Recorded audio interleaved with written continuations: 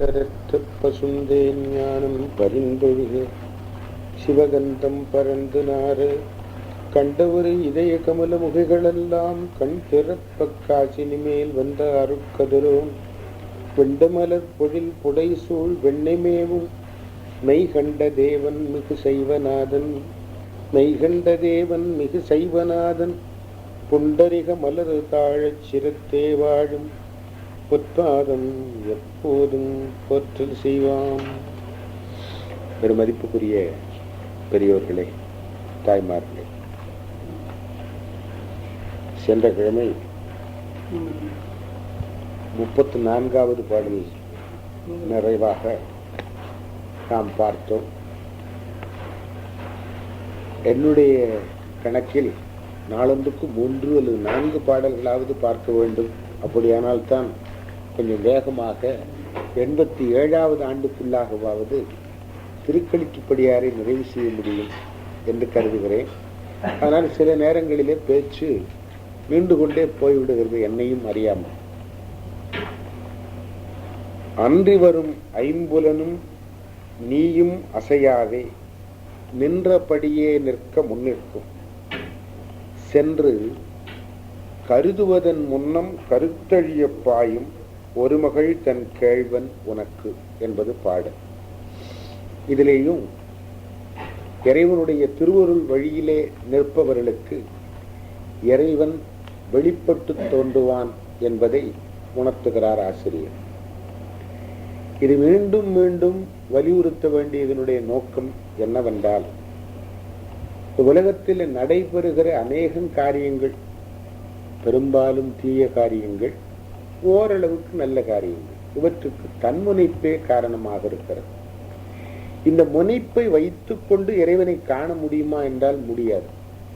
கண்ணிலே படலம் இருக்கிற பொழுது கண்ணுக்கு ஒளி கிடைக்காததை போல தான் என்ற முனைப்பு இருக்கிற வரைக்கும் இறைவனை காணுவதோ அவன் திருவருளிலே குளிப்பதோ இயலாத காரியம் என்பதை வலியுறுத்துவதற்காக மீண்டும் மீண்டும் இந்த கருத்து திருக்களித்துப்படியார் மட்டுமல்ல, மற்றும் பல சாத்திர நூற்களிலே வலியுறுத்தப்படுகின்றது.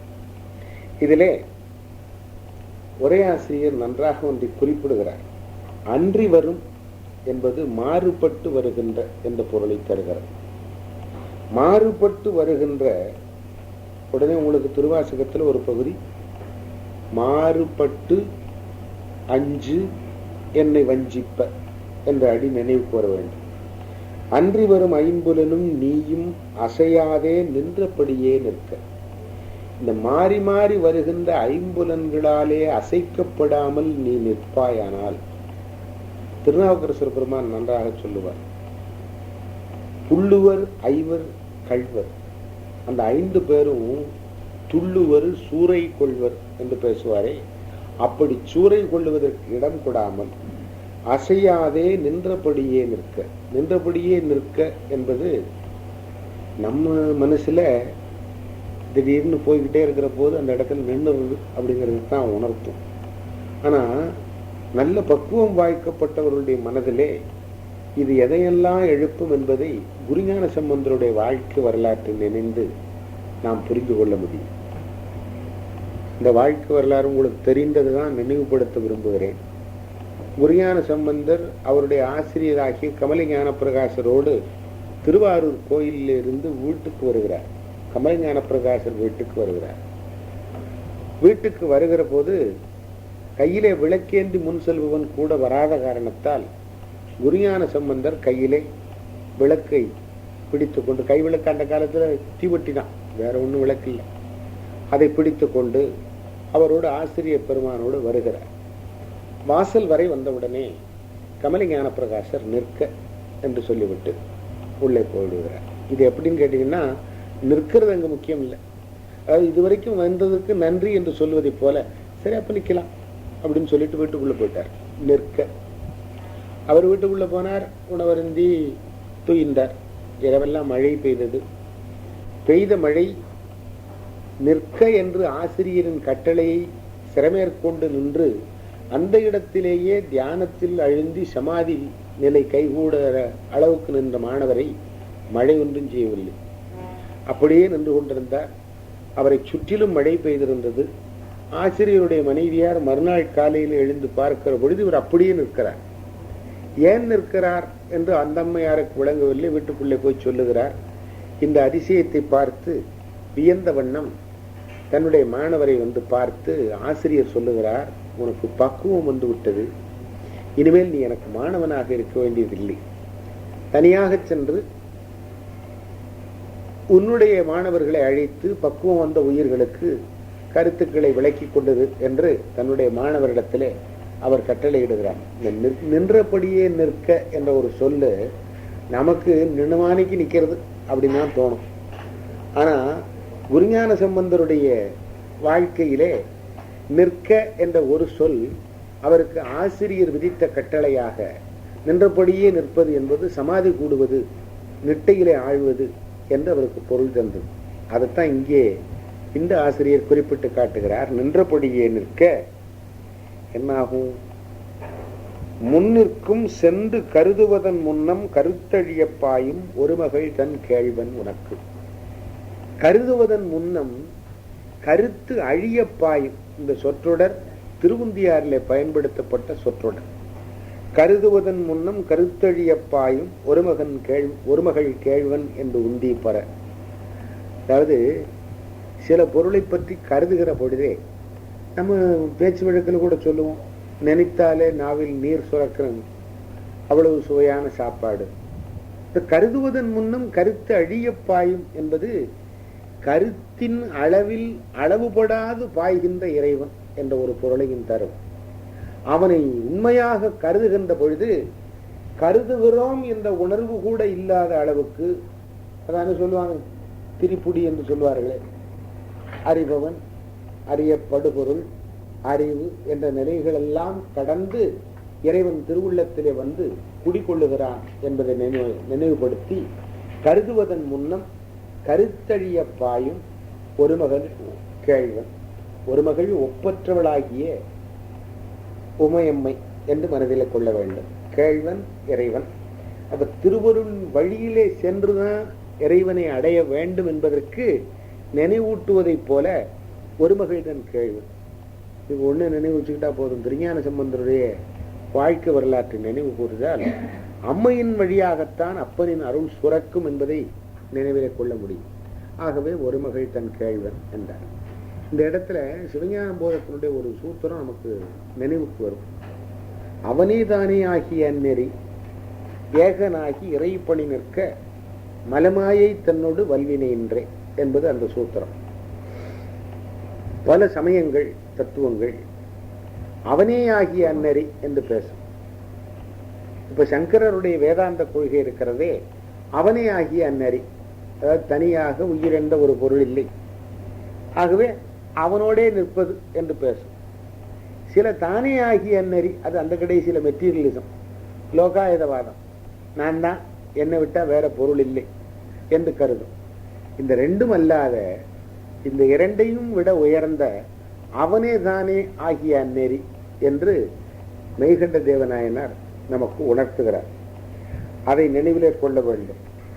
அடுத்த பாடல் உண்டனின் உண்டாகும் இல்லாமை, இல்லையெனின் உண்டாகும் ஆனமையின் ஓர் இரண்டாம் உண்டில்லை என்னும் இவை தவிர்ந்த இன்பத்தை எய்தும் வகை உன்னில் அவன் உடனேயாம்.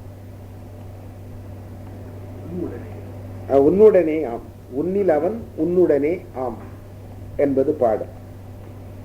இது ஏழாம் சூத்திரத்தை நினைவில் வைத்துக் கொண்டு பேசுகிற பாடல். இறைவனை பற்றி நினைக்கின்ற பொழுது அவன் எப்படிப்பட்டவன் என்று சிந்தனை வருகிறது அல்லவா? உணர்வினால் அறியப்படுகிறவன் அப்படின்னு சொன்னா அவன் பொய்யாய் எல்லா பொருள்களும் அறிவுக்கு புலப்படுகிற பொருள்கள் எல்லாம் இல்லாது போவது போல போவான். ஆனா எல்லாவற்றையும் கடந்து நிற்பவன் என்று சொல்லி அவன் இல்பொருளா அனுபவிக்கவே முடியாதா என்று கேட்டா அப்படியும் சொல்ல முடியாது என்று சொல்லுகின்ற அந்த கருத்தை உள்ளடக்கி பேசுகின்ற மன்னிக்க வேண்டாம் ஆறாம் சூத்திரம். ஆறாம் சூத்திரத்தினுடைய கருத்தை எடுத்து சொல்லுகின்ற பகுதி. இப்ப வரிசையாக பார்த்து கொண்டே வருகிற பொழுது சூத்திர வரிசை முறைமை மாறி வருது. முன்னால் சொன்னது ஏகனாகினி ஏறை பண்ணி நிற்கிற சூத்திரம் 10, இங்கே 6. ஆனா கருத்துக்கள் எல்லாம் சிவஞான போதத்திலிருந்து மாறுபடாத கருத்துக்கள் தான், அதோடு ஒத்த கருத்துக்கள் தான். இப்போ உண்டனின் உண்டாகும் இல்லாமல் கண்ணாலே பார்த்தோ கையாலே தீண்டியோ காதாலே கேட்டோ இறைவன் உண்டு என்று எவனாவது ஒருவன் நிறுவிவிட முடியுமாயின், நான் பார்த்தேன் என்று சொல்ல முடியுமாயின், அந்த பொருள் நிலைத்த பொருளாகாது. ஏன்னா அறிவினால் அறிந்த யாவும் அசத்தாதல் அறிவி என்பதுதான் நம்முடைய பெரியவர்கள் நமக்கு சொன்ன கருத்து. அப்போ கண்டு உணர்ந்து உண்டு எனின் உண்டாகும் இல்லாமல். இந்த இடத்துல ஒரு கேள்வி உங்களுக்கு நியாயமாக எழ வேண்டும். திருவாசகம் தொடர்ந்து முற்றோதல் நடத்தி வருகிறவர்கள் நீங்கள். கண்ணால் யானும் கண்டேன் காண்க. அப்ப கண்ணால் அவர் கண்டார் என்று சொன்னால் அப்ப காணப்படும் பொருள் எல்லாம் அசத்தாகி அழியும் அல்லவா என்று கேட்டா, அதுக்கு பழையபடி அப்பரடிகள்கிட்ட போகணும். இவர் மட்டும் சொன்னதை மட்டும் தனியாக எடுத்து வச்சுட்டு பார்த்து அதை நம்முடைய இதோட சேர்த்து வச்சும் பார்க்கப்படாது.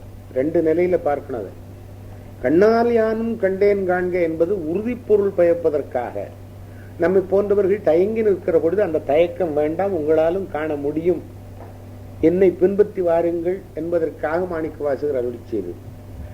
அந்த கண் எந்த கண்ணுங்கிறத திருநாவுக்கரசர் சொல்லுவார். அவன் அருளே கண்ணாக காணின் அப்படின்னு அவர் சொல்லுவார். அப்ப இந்த 2ஐயும் சேர்த்து வைத்துக் கொண்டு இறைவனை காணக்கூடும், காணவே முடியாது என்று சொன்னா ஆகாய தாமரை முயற்கொம்பையும் ஆமை மயிர் கம்பளத்தையும் போல இறைவன் என்பது இல்பொருளாய் கழி, இல்லாத பொருளால் பயனேதுமில்லை. ஆகாய தாமரை நமக்கு எதுக்கு? முயற்கொம்பை கொண்டு என்ன பயன்படுத்த போறோம்? ஒண்ணும் கிடையாது. அவன் இல்பொருள் இல்லை என்பதனாலே கோசரமானவன் என்று பேசுவார்கள் பெரியவர்கள். ஆக காண முடியும், காண்பதற்கு கண்ணொன்று வேண்டும்.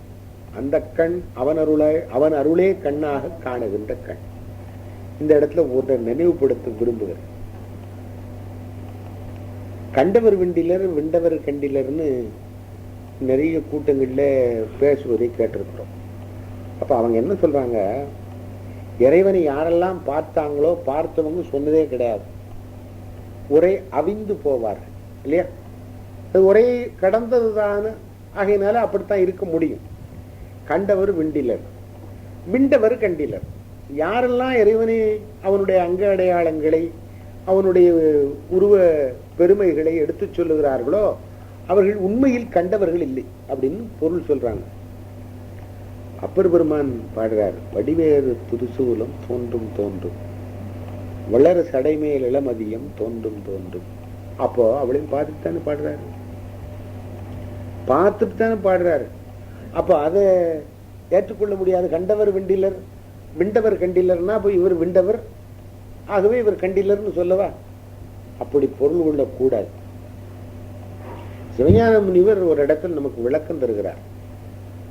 கொள்ளத்தக்கனவற்றை கொண்டு விள்ளத்தக்கனவற்றை விண்டும்பர்.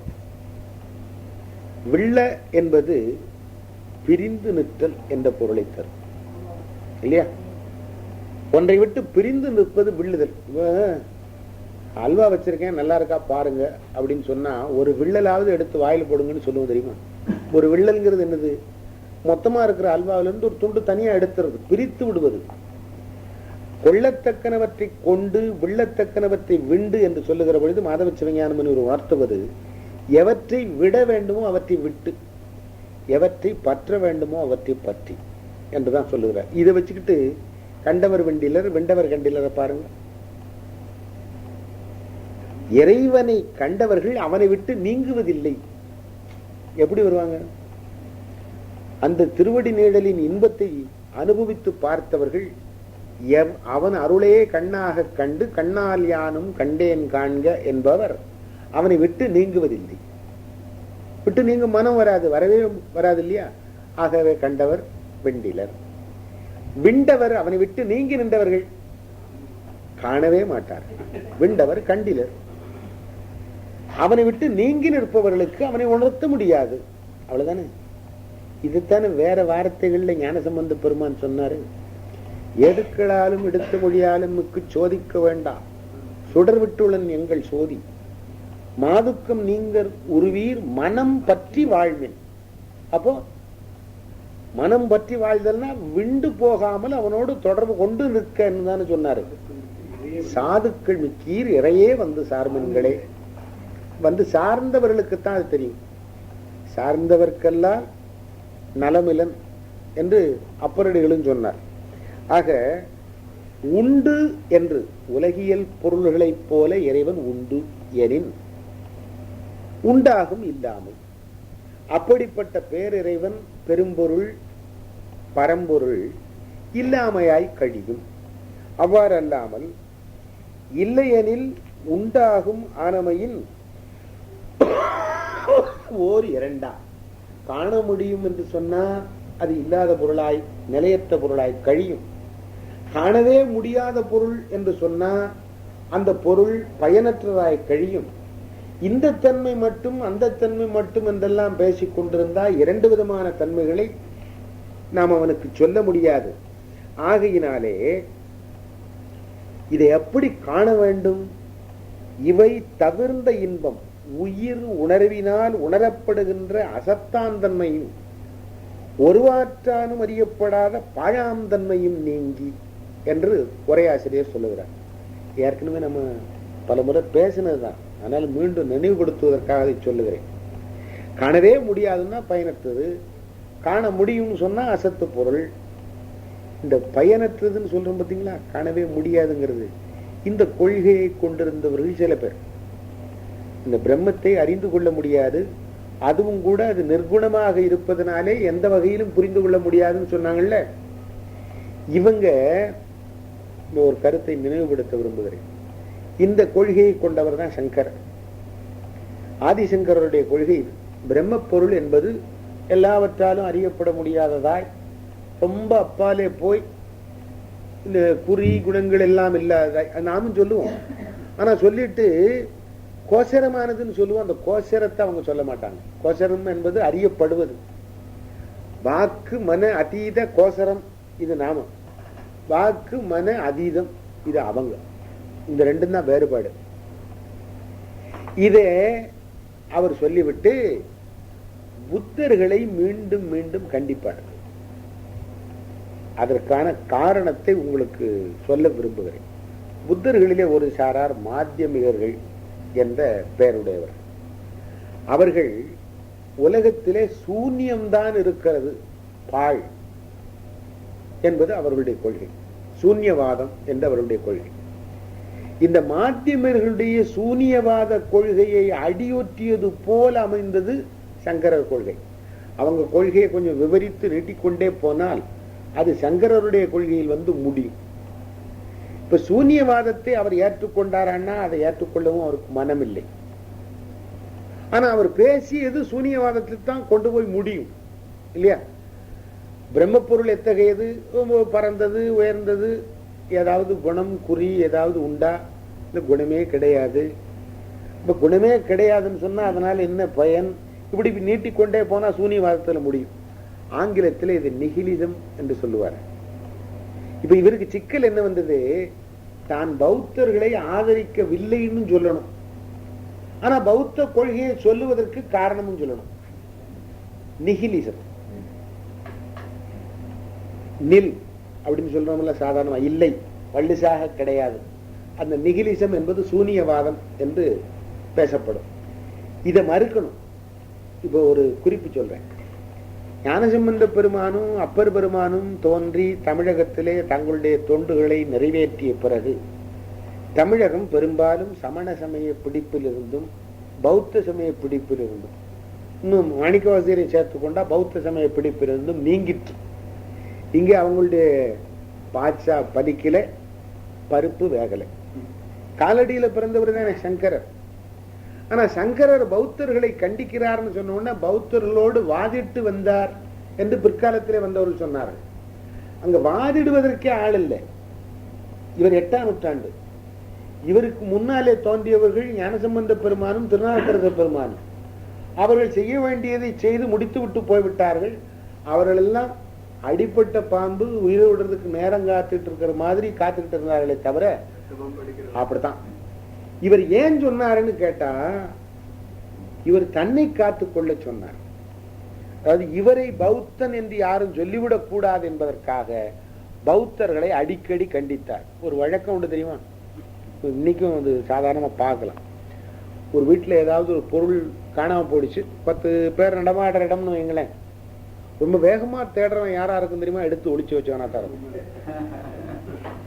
எடுத்து ஒளிச்சு வச்சவன் ரொம்ப அது விடாங்க, அது எங்க போகும் சார், இப்ப ஒருத்தர் அந்த ரூமுக்குள்ள வரல, இங்கதானே இருந்தது அப்படின்னு அடிக்கடி பேசுவான். இது எதுக்காகன்னா தன்னிட்ட இருந்து அந்த இது விலகி போகணுங்கிறதுக்காக. ஆக சூன்யவாத கொள்கையை ஏற்றுக்கொண்டவர் சங்கரர் என்று உலகம் சொல்லக்கூடாது என்பதற்காக சூன்யவாதம் பேசிய மாத்தியமிக பௌத்தர்களை சங்கரர் மிகவும் கண்டித்தார். ஏன்னா தான் அவங்களிலிருந்து வேறுபட்டவன் காட்டிக்கிறதுக்காக. இந்த பசங்களே இப்படித்தான் சார், சில பேர் பேசுறது கேட்டிருக்கீங்களா? வச்சுங்களேன், ஒரு சின்ன உதாரணத்துக்காக வச்சுக்குவோம். இந்த ஒரு சுமை கொண்டு வந்து இறக்குகிறார் ஒருவர், நியாயத்துக்கு மேற்பட்ட கூலி கேட்கிறார். நம்ம கொஞ்சம் வாதாடிட்டு இருக்கோம், இல்லை இது ரொம்ப அதிகம் அப்படின்னு சொல்றோம். அவங்களே ஒருத்தர் பேசுவார், இந்த பசங்களே அப்படித்தான் சார், நீங்க ஏன் முதல்ல பேசாம சுமையை தூக்குனீங்க அப்படின்னு ஆரம்பிப்பான். அது மாதிரி சங்கரர் மாத்தியமிகர்களிடமிருந்து தன்னை வேறுபடுத்தி காட்டுவதற்காக புத்தர்களை கண்டிக்கிறார். அதனாலதான் நம்முடைய பெரியவர்கள் என்ன சொன்னாங்க, ஆதிசங்கரரை பிரசன்ன புத்தர் அப்படின்னு சொன்னாங்க. அதாவது மாறுவேடத்தில் உலவுகிற மீண்டும் திரும்புகிற புத்தர். ஏன்னா தத்துவத்தை தெளிவா கற்றதுனால அப்படி சொன்னார். ஆக கோசரப்படாத பொருள் என்பது இல்லை. கோசரம்ங்கிற விட சொல்ல விட்டுருங்க. உணர்வுக்கு புலப்படாத ஒன்று அன்று திருவருளாலே புலப்படும். அப்படி புலப்படுவது இவை தவிர்ந்த இன்பத்தை எய்தும் வகை உன்னில் நினைத்தால், அவ்வாறு மனதை உறுதிப்படுத்தி சிந்தை செய்தார் இல்லையா? ஆறு ஒருவர் உள்குவார் உள்ளத்துள்ளே அவ்வுருவாய் நிற்கின்ற வடிவம் தோன்றும். எப்படி நினைச்சாலும் சரிதான், அப்படியே வந்து காட்சி தரக்கூடியவன். அதெல்லாம் திருமுறைகளை நினைச்சு பார்த்தோம்னா இப்படி தொடர்ந்து போய்கிட்டே இருக்கான் இல்லையா? எங்கேனும் யாதாகி பிறந்திடனும் தன்னடியார்க்கு அங்கே வந்து, எங்க பிறந்தாலும் சரிதான், என்ன ஜென்மமா பிறந்தாலும் சரிதான், அடியாரா இருந்தா அவனை தேடி இறைவன் வருவான் என்று சொல்லுகின்ற அந்த பகுதிகளை எல்லாம் நினைத்து பார்க்க வேண்டும். அப்புறம் அடுத்த பாடல்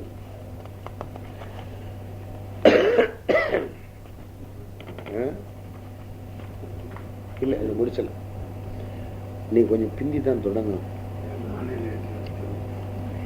தூல உடம்பாய 31 தத்துவமும் மூல உடம்பாம் முதல் 4 மேலை சிவமாம் பரிசினையும் தேர்ந்துணர்ந்தார் சேர்ந்தார் பவமாம் பரிசு அறுப்பார் பார். அருமையான பாட்டு. அதுல முடிச்சிட முடியுமா இன்னைக்கு? ஆமா,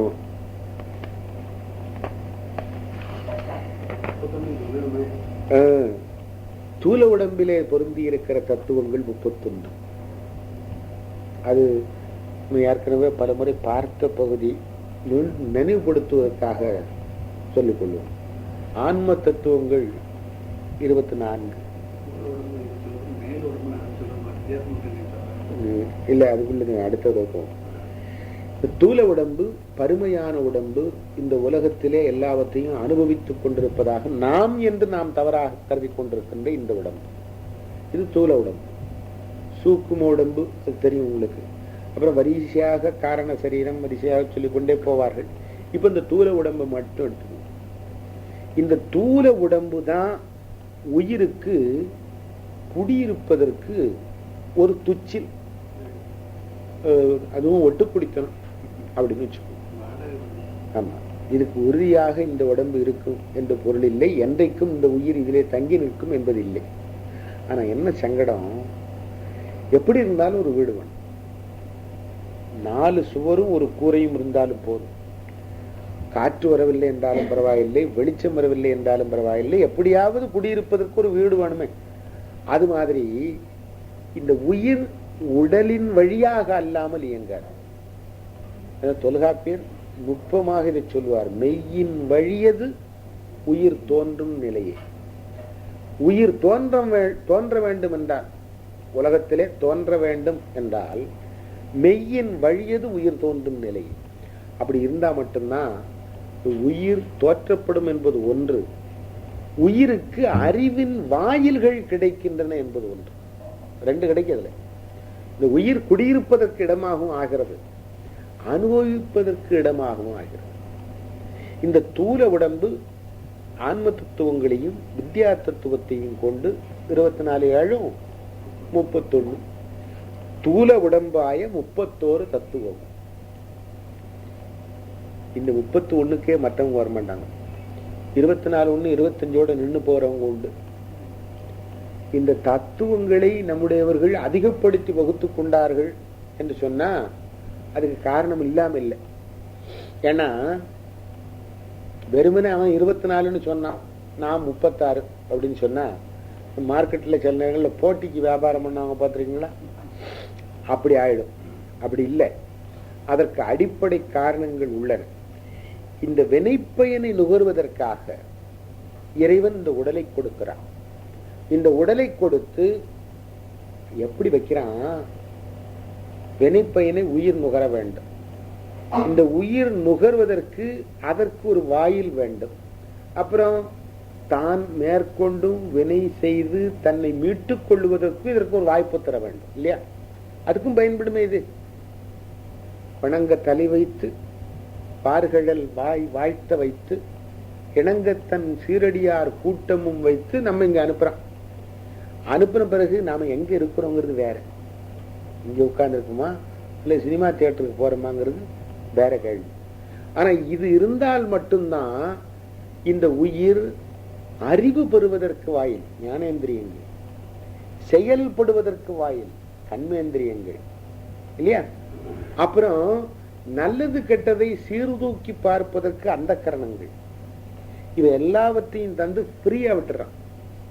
இந்த ஃப்ரீயா விடுறதுல என்ன நன்மைன்னு கேட்டா, அவன் நமக்கு ஓரளவுக்கு நம் இயல்புப்படியே விடுகிறான். ஓரளவுக்கு உயிர்கள் பரதந்திரமுடையனங்கிறத மறந்துடப்படாது, சுதந்திரமுடையன அல்ல என்பதையும் மறந்துடப்படாது. ஆனா சுதந்திரமுடையன போல செயல்பட முடியும். ஏதாவது தவறு செய்யும் போது எவனுக்குமே மனசுக்குள்ள ஒரு சின்ன உறுத்தல், நாம் செய்வது தவறு அப்படின்னு தெரிஞ்சுக்கிட்டு தான் செய்வோம். அது எத்தகைய தவறாக இருந்தாலும் சரிதான், மிக சிறிய தவறாக இருந்தாலும் சரிதான், பெரிய தவறாக இருந்தாலும் சரிதான். இந்த உறுத்தல் உணர்வு ஒன்று எழுகிறதே, அது இறைவன் திருவருளின் வெளிப்பாடு. இது மீறித்தான் செய்வாங்க. உதாரணமா சொல்றதுன்னா, முதல்ல குற்றம் செய்யறவனுக்கு தன்னுடைய குற்றம் பெருசா தெரியும். நாளாவட்டத்தில் குறைஞ்சு போகும். ஆங்கிலத்தில் ஒரு இது சொல்லுவாங்க, ஸ்கொயர் பெக் இன் எ ரவுண்ட் ஹோல்னு சொல்லுவாங்க. அதாவது வட்டமா துளையிட்டு அதுல சதுரமாக ஒரு கட்டையை பொருத்தி சுத்திக்கிட்டே வந்தோன்னு வைங்க, கொஞ்ச நாள் ஆனோடனே இந்த சதுர கட்டையினுடைய பக்கங்கள் தேய்ந்து அதுவும் முழுன்னு ஆயிடும். ஆகவே முதல்ல தவறு செய்கின்ற பொழுது இந்த நினைவு மேலோங்கி இருக்கும். அப்புறம் கொஞ்ச நாள் ஆனோடனே அதுல கொஞ்சம் கூட வெக்கம் இல்லாமலோ அதை பற்றி சிந்தனை இல்லாமலோ செய்வான். செய்த பிறகும் அவன் மனசுல ஒரு உறுத்தல் இருக்கும். ஆக இந்த உலகத்திலே உயிர் வந்து தோன்றி வினைகளை செய்து வினையின் பயனை நுகர்ந்து அதனாலே வருகிற இன்பத் துன்பங்களை அனுபவித்து பக்குவப்பட வேண்டும் என்றால் உண்ட தனு கரண புவன போகம் இவ்வளவையும் இறைவன் தருகிறான். அதிலிருந்து தொடங்கி அப்புறம் சிவமாம் பரிசும் மூல உடம்பும் முதல் 4 என்பதை அடுத்த வாரத்துக்கு வைத்துக் கொள்ளலாம் என்று கருதுகிறேன். ரொம்ப சுருக்கமாக இதுல ஆசிரியர் உரையாசிரியர் சுருக்கமாக தந்து செல்லுகிறார். இன்னும் கொஞ்சம் என்ன கேட்டா 38ஐயும் சேர்த்து பொருள் காண்பது பொருத்தமாக இருக்கும் என்று கருதுகிறேன். அதனால இன்றைக்கு இதோடு நிறைவு செய்து கொள்வோம்.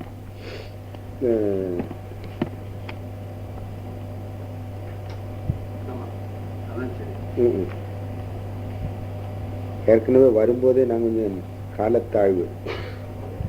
அப்புறம் நாளைக்கு திருவள்ளுவர் கழக நிகழ்ச்சிகள் காரணமாக சில அன்பர்கள் கலந்து கொள்ள முடியவில்லை. திருவள்ளுவர் கழக நிகழ்ச்சிகள் உங்கள் எல்லாருக்கும் கிடைச்சிருக்குன்னு நினைக்கிறேன். அன்னைக்கு நண்பர் மயிலப்பன் கொடுத்தார். நாளைக்கு சித்தாந்த வித்தகர் செந்தமிழ் கடல் முருகட ரத்ன செட்டியார் அவர்கள் தலைமையிலே பட்டிமன்றம் நடக்க இருக்கிறது. நாளை மறுநாள் அதற்கு முன்பு திருவாளர் மணி அவர்கள்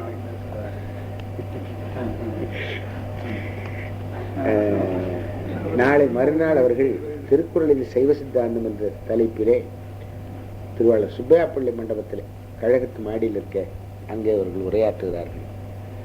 அதை திருக்குறளும் சைவ சித்தாந்தமே என்ற தலைப்பிலே உரையாற்றுகிறார்கள். அதை அனைவரும் வந்து கண்டு கேட்டு பயன்பெற வேண்டும் என்று வேண்டிக் கொள்கிறேன்.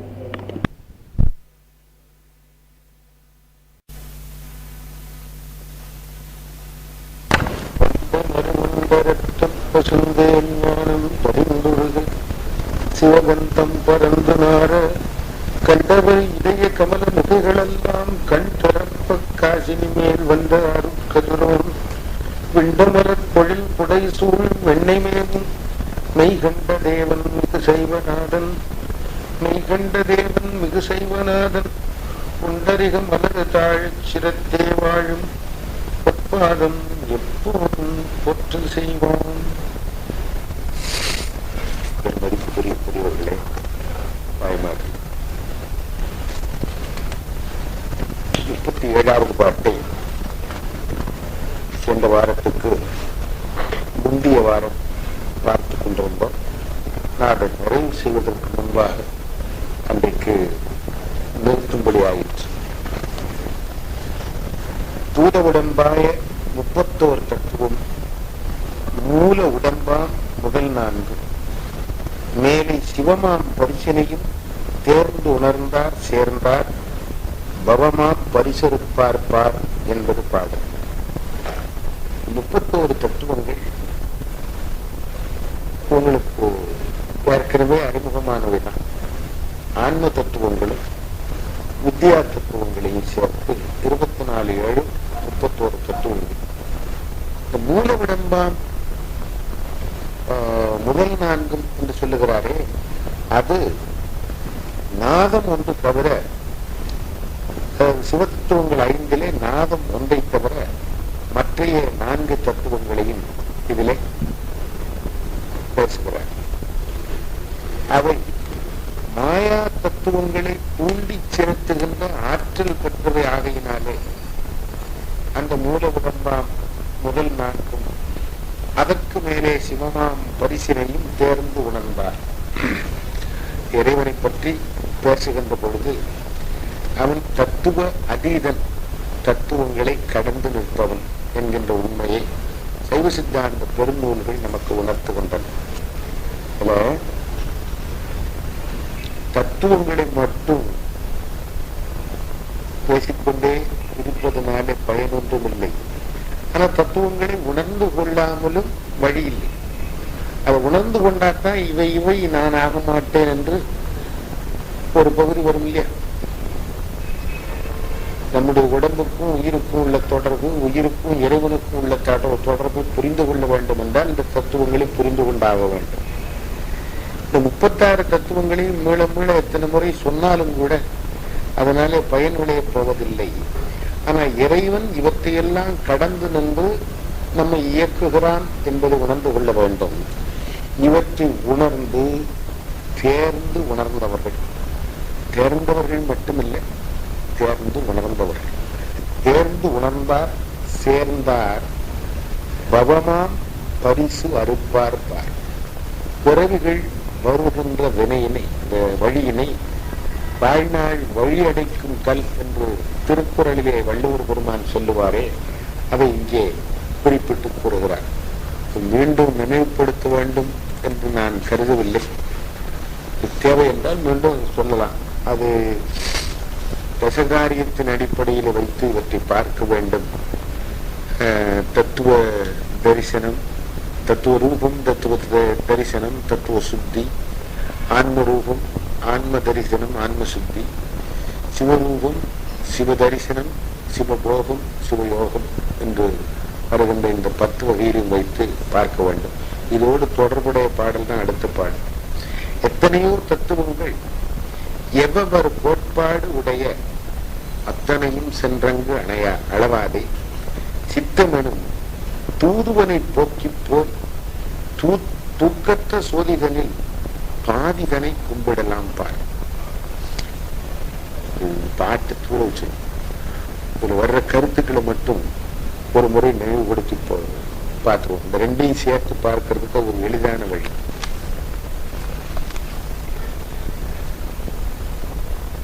உலகாயுதம் என்று பேசப்படுகின்ற சமயம் இருக்கிறதே, தத்துவங்களை பற்றி எதுவும் பேசுவதில்லை. 4 தான் ஒத்துக்கொள்ளுது. நிலம், நீர், தீ, கால், உலகம். இதுக்கு மேல வானம் என்பதை கூட ஒத்துக்கொள்றதில்லை. அந்த உலகாயுத தத்துவத்தை ஏறத்தாழ அடியொற்றி வருபவைதான் சமணமும் பௌத்தமும். அவர்களும் 4 பூதங்களைத்தான் ஏற்றுக்கொள்ளுகிறார்கள். விசும்பு அல்லது ஆகாயம் என்கின்ற பூதத்தை அவர்கள் ஏற்றுக்கொள்வதில்லை. இது அவர்களுடைய நிலை. அதை அடுத்து வந்து பார்த்தீர்கள், இதற்கு மேலே இன்னும் சில தத்துவங்களை கொண்டிருக்கிற சமயங்கள் உலகத்தில் உண்டு. சாங்கியம் 24 தத்துவங்களை கொண்டது. வைணவம் 25 தத்துவங்களை கொண்டது. சைவம் 36 தத்துவங்களை கொண்டது. ஆனா இறைவனை இந்த தத்துவங்களுக்கு உள்ளே உள்ளவன் என்று சைவம் கருதுவதில்லை. இதுலதான் நாம ரொம்ப கவனமாக நினைவாக இருக்க வேண்டிய பகுதி. அது மாதிரி இந்த அகப்புற சமயம் புறப்புற சமயம் இத்தியாதி வியாபாரம் பார்த்தீங்களா? புறப்புறம் எல்லாவற்றையும் விட்டு விலகி நிற்பது. அதை அடுத்து வருவது புறம் இல்லையா? ரொம்ப தூர போறது புறப்புறம், அதை அடுத்து வருவது புறம், அதை அடுத்து வருவது அகப்புறம், அதுல கொஞ்சம் அகமும் சேர்ந்திருக்கும். அதற்கு அப்புறம் வருவது அகச்சமயம். இந்த அகச்சமயத்துக்கும் அகப்படாமல் நிற்பதுதான் வைதிக சைவம் என்று அழைக்கப்படுகின்ற சைவ சித்தாந்தம். அப்ப இந்த 24 கடந்து அப்புறம் நிற்பது எதுவோ, அல்லது சொல்ல போனா 24 தன்னுள் அடக்கி நிற்பது எதுவோ அது சைவ சித்தாந்தம். ஆக இறைவன் தத்துவ அதீதனாகினாலே தத்துவங்களுக்கு உள்ளே அவன் அகப்பட மாட்டான். தத்துவம் என்பது உண்மை அல்லது பொருள் என்ற பொருளை தருகின்ற சொல். இந்த 36 தத்துவங்கள் இவங்க கொண்டாங்களே எதுக்காக? இன்னும் இதுக்கு மேல ஒரு படி உண்டு, உங்களுக்கு நினைவிருக்கும். 96 தத்துவங்கள் தத்துவ தாத்துவிகங்கள். அது தத்துவத்திலிருந்து பிறப்பது தாத்துவிகம். அந்த 60ஐயும் கூட்டி 36 96 என்று சொல்லுகிற வகையும் உண்டு. ஆனா 36 என்பதே அமையும் இல்லையா? இறைவன் 5 தொழில் செய்கிறான் என்று சொல்லிவிட்டு அது முத்தொழில் என்றும் அடக்கி சொல்லுவது உண்டு இல்லையா? அது மாதிரி இந்த 36 அமையும். இது 36 எதுக்காக? எண்ணிக்கைக்காக சேர்த்துக் கொண்டார்கள் நம்முடைய பெரியவர்கள்.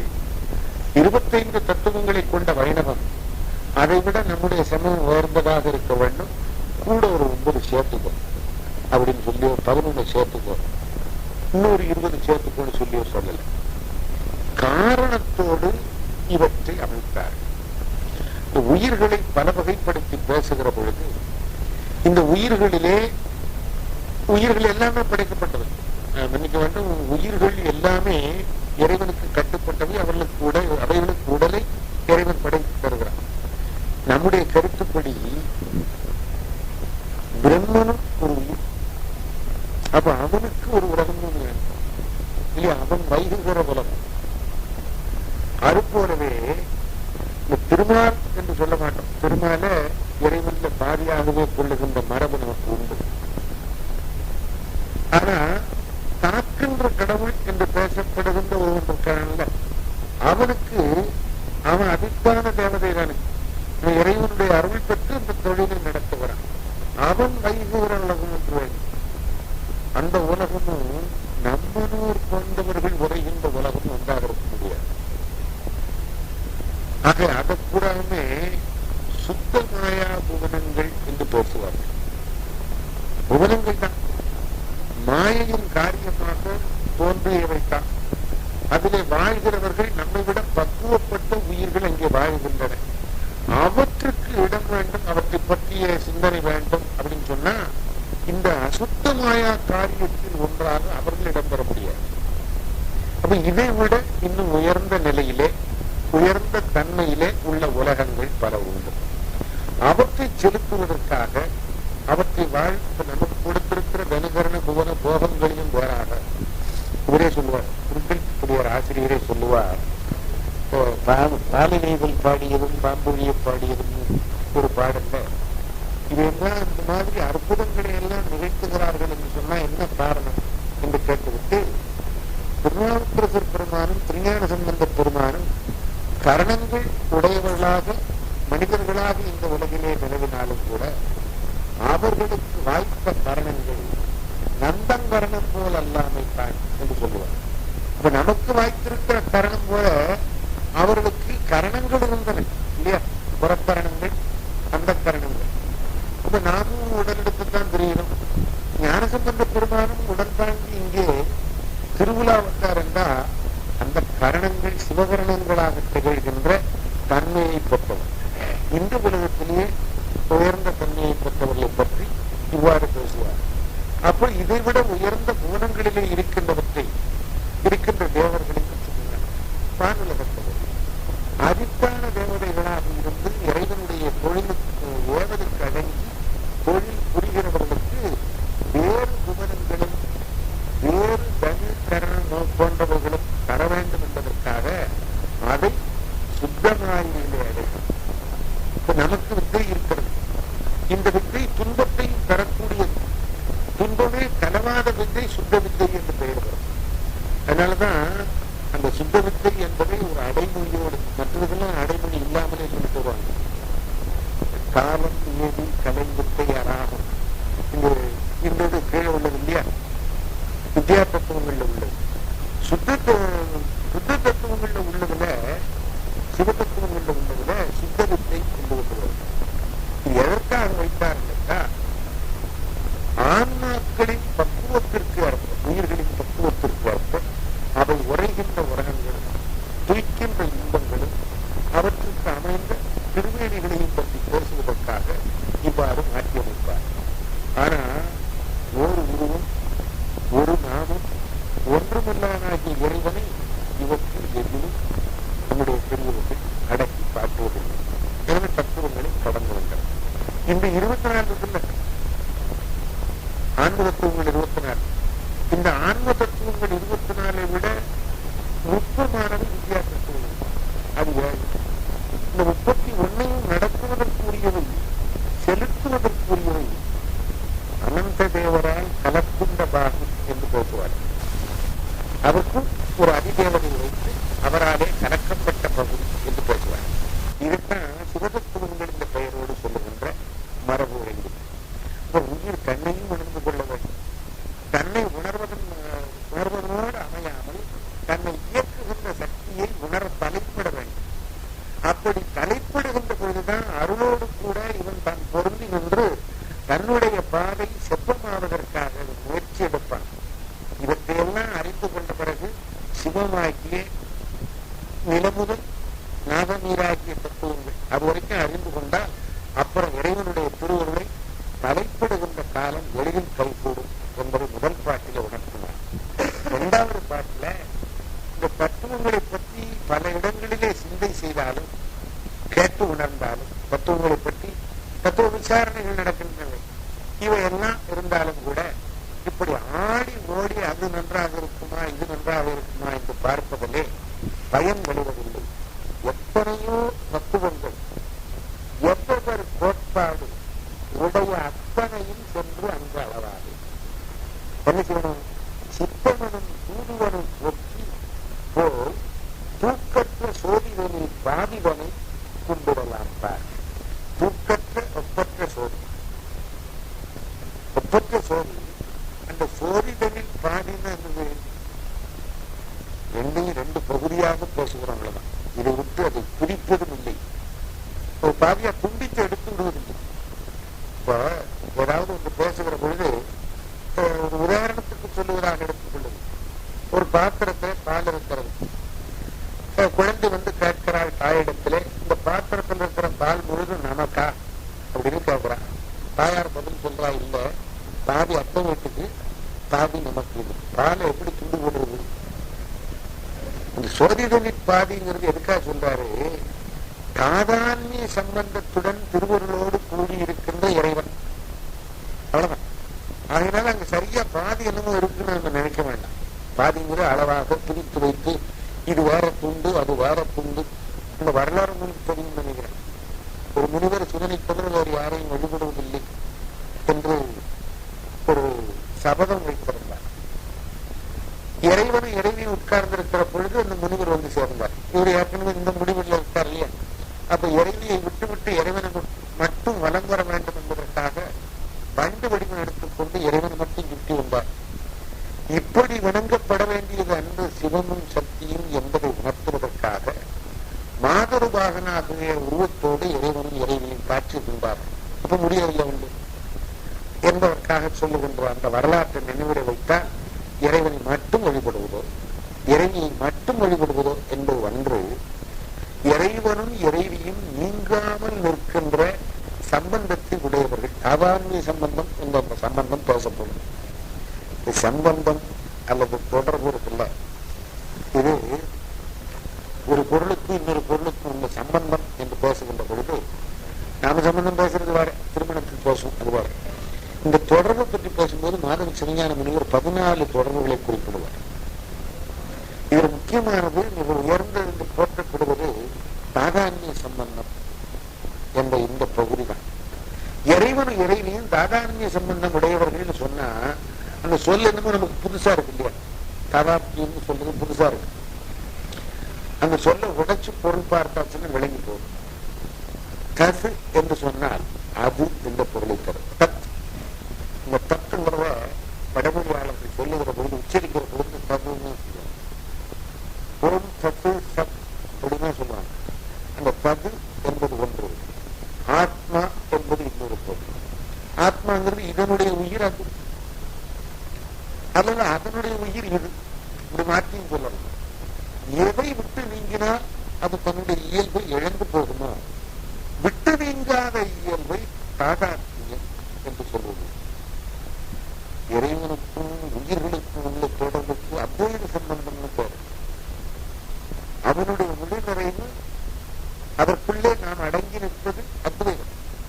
இறைவையும் இறைவன், திருவருளும் இறைவனும் என்று வருகின்ற பொழுது அதற்கு தாதான்மியம்னு பேர். தாதான்மியம்ங்கிற சொல் இருக்குல்ல, இந்த சொல் பௌத்தர்களால் பயன்படுத்தப்பட்ட சொற்கள்ல ஒன்று. அவங்க ஒரு எதுக்கு எடுத்து ஒரு உதாரணம் சொல்லுவாங்கன்னு கேட்டீங்கன்னா, சாமானிய லட்சணம் ஸ்வலட்சணம்னு 2 எடுத்துக்கணும். பொது இயல்பு, அதற்கே உரிய இயல்பு அப்படின்னு 2 எடுத்துக்கணும். இதை பற்றி பேசுகின்ற பொழுதுதான் இந்த தாதாத்மியம் இந்த சொல்லை பௌத்தர்கள் பயன்படுத்துவார்கள். அவர்கள் பயன்படுத்துகின்ற முறை வேறு. ஆனா அதை புரிஞ்சுக்கிட்டோம்னா இதை புரிந்து கொள்வதற்கு எளிதாக இருக்கும் என்பதற்காக அதை நினைவுபடுத்துவேன். தென்னை மரத்தை பார்க்கிறோம், இது என்னதுன்னு கேட்கிறோம். தென்னை மரம் 2 பெயர் சொல்லு. ஒன்று தென்னை என்கின்ற பெயர், இன்னொன்று மரம் என்கின்ற பெயர். அப்புறம் கொஞ்சம் கழிச்சு போகிறோம், இன்னும் மரம் கண்ணி தென்படுகிறது. நாம அப்படி பார்த்த மரம் போலயே இது என்னதுன்னு கேட்கிறோம். பனை மரம்னு சொல்றாங்க. ஒன்று பனை என்ற பெயர், இன்னொன்று மரம் என்ற பெயர். அப்புறம் வாழை மரம், இப்படி பல மரங்களை நினைந்து கொள்ளுங்கள். வேப்ப மரம், அரச மரம், ஆலமரம் வரிசையாக எடுத்துக்கொள்ளுங்கள். இந்த அவ்வளவும் தனித்தன்மை உடையது என்பது எந்த சொல் காட்டுகிறது? வாழை, பனை, தென்னைங்கிற சொல் காட்டுகிறது. ஆனா மரம்னு ஒன்று பார்த்தீங்களா, அந்த மரம் எல்லாவற்றுக்கும் பொதுமையானது. வாழை மரத்தை தொட்டு பார்த்தா மென்மையா இருக்கும், பனை மரத்தை தொட்டு பார்த்தா கடுமையா இருக்கும். ஆனா 2ம் மரம். ஆனா ஒவ்வொன்றுக்கும் தனித்த தன்மைன்னு ஒன்று இருக்குல்ல. இப்படி பார்க்கிற பொழுது இந்த மரம் என்பது யாவற்றுக்கும் பொதுவாக விட்டு நீங்காத சம்பந்தத்தை உடையது. செடி மரம் வித்தியாசம் நமக்கு தெரியும். மரம் என்கின்ற அந்த ஒன்றிலே அடங்குவன ஆகினாலே இந்த மரம் என்பது அந்த பொருளுக்கு தாதாத்மிய சம்பந்தம்னு அமைஞ்சிடும். பௌத்தர்கள் கருத்துப்படி மரம் என்ற தன்மை ஆலமரத்துக்கும் பனை மரத்துக்கும் வேப்ப மரத்துக்கும் ஒன்றாக அமைந்திருக்கிறது, விட்டு ஆதிவாழ் சம்பந்தம் என்பதை குறிக்க அதை சொல்லுவோம். ஆனா அந்த மரத்துக்குள்ளேயும் வேறுபாடு இருக்குன்னு நமக்கு தெரியல. இன்னும் தெளிவாக சொல்லுவாங்க, இந்த பனை மரத்தை புலி வகையில சேர்க்கிறது தமிழ்நாட்டில் பழக்கம். புறக்காழனவே புல்லன மொழிவர் என்பது தொல்காப்பிய சூத்திரம். இந்த புறத்திலே வைரம் பாய்ந்திருக்கிறது ஒண்ணு. பெரும்பாலான மரங்கள் எடுத்துக்கிட்டீங்கன்னா வைரம் எங்க பாய்ந்திருக்கும்? தேக்க மரத்துல. தேக்க மரத்துல வைரம் பாய்வது உள்ள, ஆனா பனை மரத்துல வெளியே. புல் இருக்குல்ல, புல் வெளியிலதான் ஹார்டா இருக்கும், உள்ள சாஃப்டா தான் இருக்கும். ஆனா மரத்திலே கூட வேறுபாடுகள் உண்டு என்பதை மனதில் வைத்துக் கொண்டா அவங்க சொல்லுகிற அந்த கருத்து ஒத்து வராத கருத்துன்னு உலகம். அதை நாம எங்க கொண்டு அமைக்கிறோம்? இறைவனுக்கும் இறைவிக்கும் உள்ள விட்டு நீங்காத தொடர்பு. சிவத்தை விட்டு சக்தி பிரிவதாக கற்பனை கூட பண்ணி பார்க்க முடியாது. சக்தியை விட்டு சிவம் பிரிவதாக கற்பனை கூட பண்ணி பார்க்க முடியாது. ஆனா பெரும்பான்மையான சமய கூட்டங்களை பார்த்திருக்கா, சிவத்தை விட்டு சக்தி புரிந்தா இந்த மேல கொண்டு எடுத்துன்னு பேசிருப்பான். அந்த மாதிரி பேசுவதே தவறு.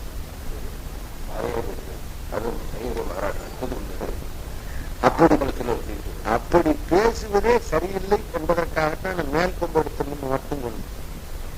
இது யாருடைய பழக்கம்னு கேட்டீங்கன்னா, சாத்தத்தை ஏற்றுக்கொண்டவர்கள், சக்தி வழிபாட்டை மட்டும் ஏற்றுக்கொண்டவர்கள் இருக்கிறார்களே, அவர்கள் தான் இந்த மாதிரி போடுவாங்க. நீங்க சில படங்கள் பார்த்திருக்கிறீர்களோ, நாட்டை வெளியில துருத்திக்கிட்டு அங்காரமா கைகளை விரித்து கொண்டு ஒரு அம்பிகை வடிவத்தை போட்டுப்பாங்க, அம்மன் வடிவத்தை போட்டுப்பாங்க. கீழே சிவன் விழுந்து கிடப்பதை போல போட்டிருப்பாங்க. இது சாத்தர்களுக்குரியது, சைவர்களுக்கு இது உடன்பாடு அல்ல. நாம அப்படித்தானே, சக்திதான் சிவத்தை என்றும் சிவம் சக்தி தன்னை என்றும் அப்படிதான் நாம கொள்ளுவோம். இந்த ரெண்டும் ஒன்றை ஒன்று விட்டு நீங்காத தொடர்பு உடையது. ஆகினால பாதிதனை கும்பிடலாம் போது ஏதோ ஒரு பாதியை மட்டும் பகுத்தெடுத்து கும்பிடலாம்ங்கிறது இல்ல. இந்த ரெண்டாக இருக்கிற அர்த்த நாரீஸ்வரம் இல்லையா, நம்ம வீட்டுல இப்போ அந்த பழக்கம் இருக்கு. கிருஷ்ணசாமின்னு பேர் இருந்துன்னு வைங்க, அவன் கும்பிடு ஒண்ணு கிச்சான்னு கூடுவாங்க அல்லது சாமின்னு கூடுவாங்க இல்லையா, இப்படி ஒரு பழக்கம் உண்டு. இந்த அர்த்த நாரீஸ்வரங்கிற முழுவதையும் சேர்த்து சொல்லாம அர்த்த அந்த ஒண்ணு மட்டும் சொல்லுவா வச்சுக்கலாம். பாதிதனை கும்பிடலாம், இந்த பாதியையும் கும்பிடலாம், இந்த பாதியை கும்பிடுகிற பொழுதே அந்த பாதியையும் கும்பிடலாம் என்பதை நினைவுபடுத்தி சொல்லுகிறார். தத்துவ விசாரணை செய்ய இயலாதவர்க்கும் உபாயம் அருளி செய்கிறார் என்று குறிப்பு இங்கே தரப்பட்டிருக்கிறது. எல்லா தத்துவங்களையும் எல்லாரும் படித்து புரிந்து கொள்ள முடியும் என்பது இல்லை. அவருக்கு வாழ்நாள் போவதும் போவார். எத்தனை முறை படிப்பாருங்கிறதா அது மனதிலே ஆவதற்கு கடமையான ஒன்று. அதுலயும் அது இரும்பு கடலைன்னு வைங்களேன், அதெல்லாம் ஒண்ணுமே வேண்டாம். என்ன செய்ய வேண்டும்? சித்தவனும் தூதுவரும் நம்முடைய சித்தத்தை இறைவன்பார். அதனாலதான் திருத்தொண்ட பகுதியில அந்த சொல்லை பயன்படுத்துவார். சித்தத்தை சிவன்பாலே வைப்பார்க்கும் அடியும். அதுல வைத்துக் கொண்டாலே போதும், இவன் கற்றுத்தான் வைக்க வேண்டும் என்பது கூட கிடையாது என்பதை இந்த பாடலில் சொல்லுகிறார். நான் ஒரு 6வது பாட்டு போகணும்னு ஆசைப்படுறேன். ஏன்னா அப்படி போனாதான் திருக்களுக்குப்படியா இந்த 87க்குள்ளையாவது நிறைவு பெறும். சாம்பொழுதும் ஏதும் செலவில்லை, செத்தார் போல் ஆம்பொழுதிலே அடைய ஆசை அறில் சோம்புதற்கு சொல்லும் துணையாகும், சொல்லாத தூய்நெறிக்கண் செல்லும் துணையாகும் சென்று.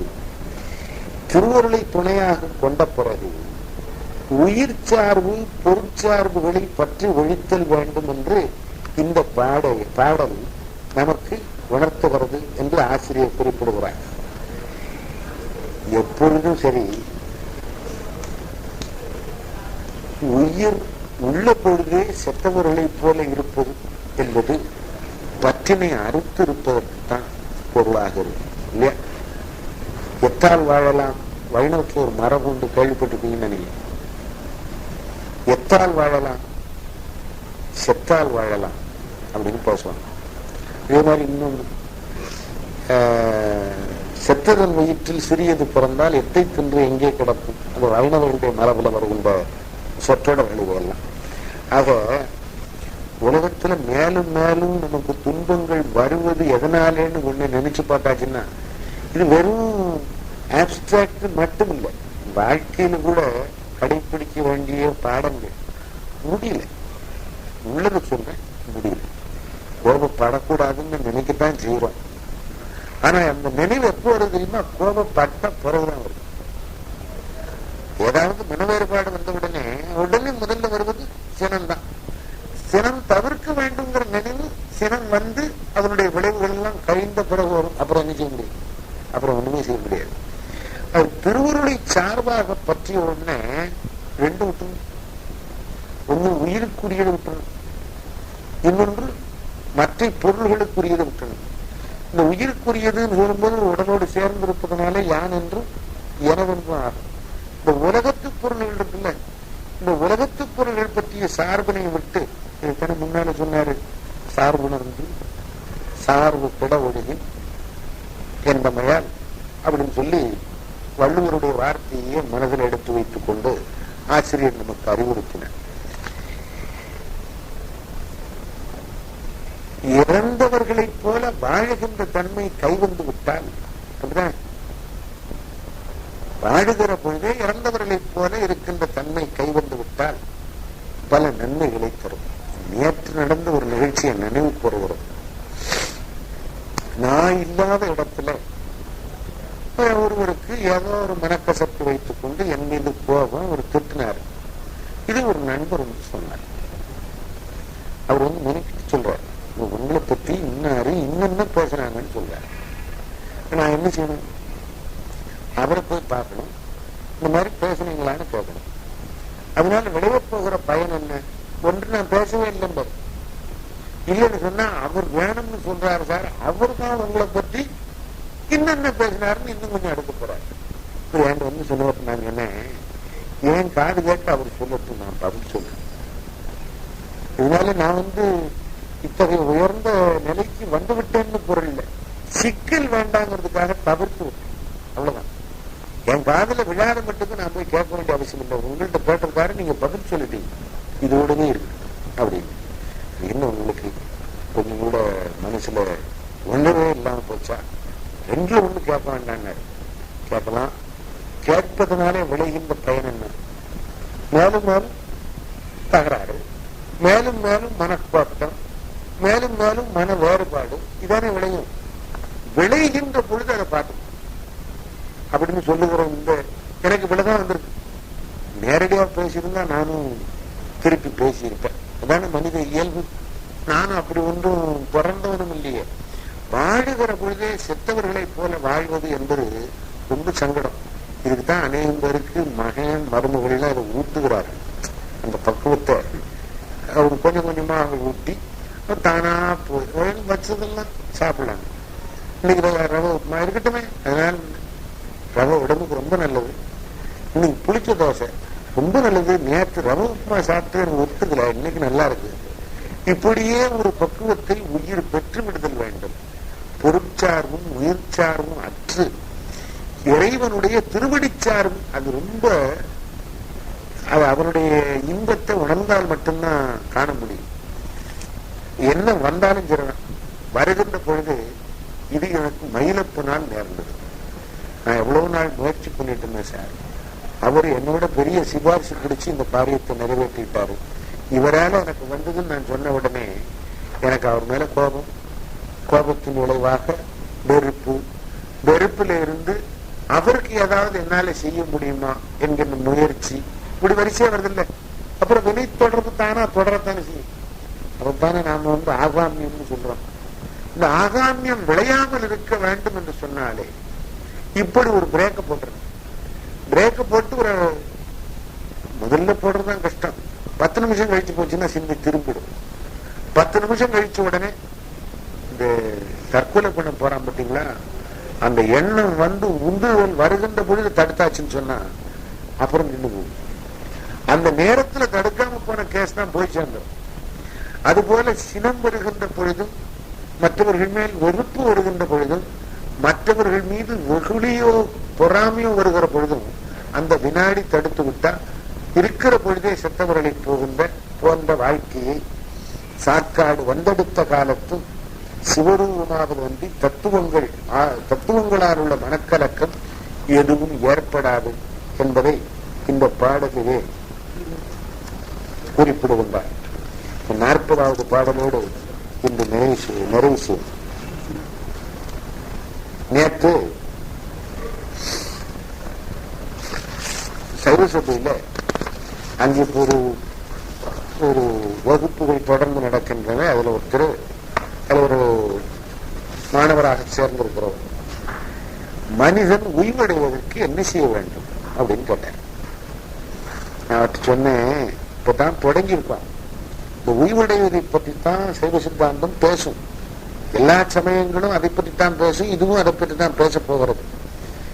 நீங்க கொண்டு போய் வண்டியை குதிரைக்கு முன்னால பூட்டின மாதிரி கேள்வி கேட்காதீங்க. குதிரையத்தான் வண்டிக்கு முன்னால பூட்டணும், அது பின்னால பார்ப்போம். சாதனையியல் அப்புறம் பயனியல் என்ற பகுதி வருகிற போது என்ன செய்ய வேண்டும் என்பதை சைவ சித்தாந்தம் எடுத்துரைக்கும் என்பதை பார்க்க இருக்கிறோம். இல்லை, சுருக்கமா சொல்லணும். வேடிக்கை என்ன தெரியுமா, நாம எப்பவுமே இந்த குறுக்கு வழியைத்தான் பார்ப்போம். அதாவது வருகிற சிக்கல் எல்லாம் வரவழைச்சிட்டு எல்லாத்தையும் உண்டாகிடுறது. அப்புறம் யார்ட்டா போய் ஒரு யோசனை சொல்லுங்க சார், இத இந்த சிக்கல் ஒரு 15 சிக்கல் சொல்லுவோம், இவ்வளையும் சேர்த்து இது எப்படி மீட்டுகிறது அப்படின்னு பார்ப்பாங்க. வருகிற வரைக்கும் பொறுத்திருப்பான். சேர்ந்த பிறகு ஒரே வரியில அது மீண்டு போக வேண்டும் என்று நினைப்பான். அப்ப அவருக்கு நான் சொன்ன பதில் இந்த பாடலின் கருத்திலே இருக்கிறது. வேண்டுங்கால் வேண்டும் பெறவாமை, மற்றது வேண்டாமை வேண்டவா. இந்த வேண்டாமை என்கின்ற ஒன்று இருக்க, அது நம்முடைய பழக்கத்துல வருவதற்கு ரொம்ப கடினமாக இருக்கும். வந்துருமே. சின்ன குழந்தைகளே பாருங்க, என் பையனுக்கு குளுக்கோஸ் பிஸ்கட்னா பிடிக்கும். அவன் இந்த மில்க் பிக்கிய கையில கொடுத்தாலே தூர போட்டுறான்னு ஆரம்பிக்கும். ஒரு வயது வருவதற்கு முன்பே அந்த பையனுக்கு வேண்டும் வேண்டாம் என்ற உணர்வுகள் வருகிறது. அப்புறம் இன்னொரு இடத்துல அவன் என்ன கூப்பிட்டாங்கன்னா போயிடுவான், வேற யார் கூப்பிட்டாலும் போக மாட்டான் அப்படின்னு சொல்றவங்கள. இந்த வேண்டாமை என்கின்ற குணம், வேண்டும் என்கின்ற குணம் சிறு வயதிலே உண்டு. அது பார்த்துருக்கலாம். தவழுகிற குழந்தையை கண்ணில் படுகிற பொருளை கைப்பற்றி இழுக்கும். கைப்பற்றி இழுத்து முதல்ல ஒரு முறை ஏதோ ஒரு பத்திரிகையில ஜோக் ஒண்ணு போட்டிருந்தான். சின்ன குழந்தைகளுக்கு ரொம்ப பிடித்தமான விளையாட்டு சாமான் எதுன்னா செருப்புன்னு. பாத்தீங்களா, எவ்வளவு விலை உயர்ந்த பொம்மை விளையாட்டு சாமான் எல்லாம் வாங்கி போட்டாலும் அந்த பிள்ளைகள் செருப்பை தூக்கி வாயில வச்சு ஒரு கடி கடிக்கும். இது பழக்கம். ஆக வேண்டுவது என்பது பிறப்போடு வருகிறது, வேண்டாமை என்பது பயின்ற பின் வருகிறது. உங்களுக்கு தெரியும், இறைவனையே வேண்டுதல் வேண்டாமையிலான் என்று பேசுவோம். மாணிக்கவாசகர் மட்டும் வித்தியாசமா சொல்லியிருக்காரு. நினைவு கூறுதா மயிலப்பன் இல்லையா? இறைவனுக்கு ஆசைன்னு ஒண்ணு கிடையாது, அவன் வேண்டுதல் வேண்டாமையிலான். அப்படித்தானே வள்ளுவர் சொல்லியிருக்காரு. அவன் பேராசைக்காரன் ஒரு இடத்துல மாணிக்கவாசகர் சொல்லியிருக்காரா? பேராசை வாரியன்னு சொல்லியிருக்காரா? கடல் போன்ற பேராசை கொண்டவன். அன்பர்கள் உய்வடைய வேண்டும், உயிர்கள் உயிரி பெற வேண்டும் என்பதிலே அவனுக்கு பேராசை உண்டு அப்படிங்கிறது அந்த இடத்துல சொல்லுவார். பிறவாமை வேண்டும் என்றால் அது காரைக்காலம்மையாருடைய வாழ்க்கையை நம்ம நினைவுபடுத்திக் கொள்ளலாம். அதை பற்றி சேக்கிழார் எழுதுவதையும் காரைக்காலம்மையாருடைய திருப்பாடலையும் நினைவுபடுத்திக் கொள்ளலாம். மீண்டும் பிறப்பு உண்டே உன் அடிக்கு இழுக்க வேண்டும், மறவாமை வேண்டும், பிறவாமை வேண்டும். மீண்டும் பிறப்பு உண்டே உன்னை மறவாமை வேண்டும், உன் அடிக்குள் இருக்க எனக்கு நீ வரம் தர வேண்டும் என்று கேட்பாரே. திருவள்ளுவருடைய சொல்லை எப்படி திருக்களித்துப்படியாரின் ஆசிரியர் ஏற்கனவே சார்பு வந்து பார்த்துட்டான். இந்த இடத்துல வேண்டுங்கால் வேண்டும் பிறவாமை, மற்றது வேண்டாமை வேண்ட வரும் என்பதை எடுத்துக்கொண்டு வேண்டுங்கால் வேண்டும் பிறவாமை என்றமையால் அந்த பாட்டை 2 துண்டு போடுறார். திருக்குறள் பாட்டை 2 துண்டாக்கி கொள்ளுகிறார். வேண்டுங்கால் வேண்டும் பிறவாமை என்றமையால் வேண்டின் அது ஒன்றுமே வேண்டுவது. வாய் திறந்து இறைவனிடத்திலே ஏதாவது கேட்க வேண்டும் என்று நினைத்தால் அந்த கட்டாயம் ஏற்பட்டால், இந்த கட்டாயம் ஏற்பட்டால் மட்டும் அவனிடத்திலே கேட்க வேண்டும், இல்லைன்னா அவன் கேட்க வேண்டாம் இல்லையா? ஏன்னா நம்மகிட்ட அதிகாரம் இல்லை, அவன்கிட்ட அதிகாரம் இருக்கு. ஒண்ணு, நாம கேட்கறது நமக்கே பிழையாக முடியலாம். நமக்கு எது வேணுங்கிறது அவனுக்கு தெரியும். அது மாணிக்க சுவாமி தெளிவாக சொல்லுவார். அப்படியே ஒரு வேளை உன்னிடத்திலே நான் வேண்டுவதாக இருந்தால் அதுவும் நின்றன் விருப்பன்றே என்று அவர் குறிப்பிடுவார். வேண்டுங்கால் வேண்டும் பிறவாமை என்றமையால் வள்ளுவர் தன்னுடைய திருக்குறளிலே வேண்டுங்கால் பிறவாமை ஒன்றே வேண்டும், வேண்டுதல் வேண்டும் என்று அவர் குறிப்பிட்டதனாலே வேண்டின் அப்படி கேட்க நேர்ந்தால் அது ஒன்றுமே வேண்டுவது, அந்த ஒன்று மட்டும் போதும். வேண்டின் அது வேண்டாமை வேண்ட வரும் என்றமையால், அது அடுத்த பகுதி, திருக்குறள் பாடலுடைய அடுத்த பகுதி. வேண்டாமையை வேண்டுவதனாலே அது வரும் என்றமையால் வேண்டிடுக வேண்டாமை வேண்டும் அவன் பால். அவனிடத்திலே வேண்டாமையை தன்னுடைய இயல்பாக உடையவனாகி இறைவனிடத்திலே நீ கேட்க தகுந்தது என்ன என்று கேட்டால் வேண்டாமை ஒன்றே நீ வேண்டுவது அவள் வேண்டும். இது சொல் பொருள் பின்வரு நிலை அணின்னு இலக்கண நூலிலே குறிப்பிடுவார். வேண்டுங்கால் வேண்டும் பிறவாமை என்றமையால் வேண்டின் அது ஒன்றுமே வேண்டுவது, வேண்டின் அது வேண்டாமை வேண்ட வரும் என்றமையால் வேண்டிடுக வேண்டாமை வேண்டும் அவன் பால். இறைவனிடத்திலே நீங்கள் கேட்பதாக இருந்தால் இந்த ஒன்றை மட்டும் கேட்க வேண்டும் என்பது இந்த பாடலால் வலியுறுத்தப்பட்டது. இது திருவாசகத்திலிருந்து சில பகுதிகளையும் காரைக்கால் அம்மையார் புராணத்திலிருந்து வருகின்ற பகுதியையும் அவா என்ற எல்லா உயிர்க்கும் இஞ்ஞான்றும் தவா பிறப்பினும் வித்து என்ற திருக்குறள் பாடலையும் உரையாசிரியர் எடுத்து காட்டுகிறார். அது மனசுல வச்சுக்கிட்டா போதும் இல்லையா? கண்டத்தக்கது அறிவோய் அந்த பாட்டு ஒன்றே போதும். இந்த பாட்டுக்கு விளக்கம், திருக்குறளுக்கு விளக்கம் இது போதும். இதற்கு விளக்கம் மாணிக்கவாசக சுவாமிகளுடைய இந்த ஒரு திருப்பாடல் போதும். அப்படியே உன்னிடத்திலே வந்து நான் ஒன்றை கேட்கிறேன் என்று சொன்னால் அப்படி நான் கேட்பதும் உன்னுடைய விருப்பம். ஏன்னா ஆயக்கடவேன் நானோதான் என்னதோ இங்கு அதிகாரம் காயத்திடுவாய் நின்னுடைய கடற்கீழ் வைப்பாய் கண்ணூரிலே. அப்படி தன்னை விட்ட பிறகுதான் மனிதனுக்கு போராட்டமே குறையும். திடீர்னு வெள்ளம் வருது, இந்த வெள்ளம் வந்து சுழித்தடித்து ஆர்த்து நம்ம இழுத்து செல்லுகின்ற பொழுது ரொம்ப லேசான காரியம் என்னன்னு கேட்டா எதிர்த்து நீச்சல் போடுறது இல்லை, மிதந்துடணும். நான் என்னுடைய நண்பர்கள் சிலருக்கு சொல்லுவது, வீட்டுல பல சிக்கல் வந்துடும், மருமகள் இதெல்லாம் வந்து சிக்கல் வந்த உடனே எதுக்கு போட்டு நீங்க அலட்டிக்கிறீங்க, பேசாம மிதந்துருங்க. மிதந்து விடுதலுங்க உங்களுக்கு தெரியுமா? அது எந்த இடத்துக்கு நம்ம இழுத்து செல்லுகிறதோ அதோடு இருந்துடும். எந்த விதமான ஆரவாரமும் செய்யாமல் எதிர்நீச்சல் போடாமல் சூழ்நிலை எப்படி உருவாகிறது என்று பார்த்து அதுல நல்லது செய்வது, அவ்வளவுதானே. அதனால இறைவனுடைய திருவடியிலே அவனுடைய திருவருளிலே மிதந்தால் அல்லது உயிர்களுக்கு உய்வில்லை. அப்படி வேண்டுகின்ற பொழுது பிறவாமை ஒன்றே வேண்ட வேண்டும் என்பதை இந்த பாடலில் குறிக்கிறார். இதற்கு நினைவிலே வைக்க வேண்டிய மிக அருமையான பாடல் திருவாசக பாடல். இத்தோடு இன்றைக்கு நிறைவு செய்யலாம்.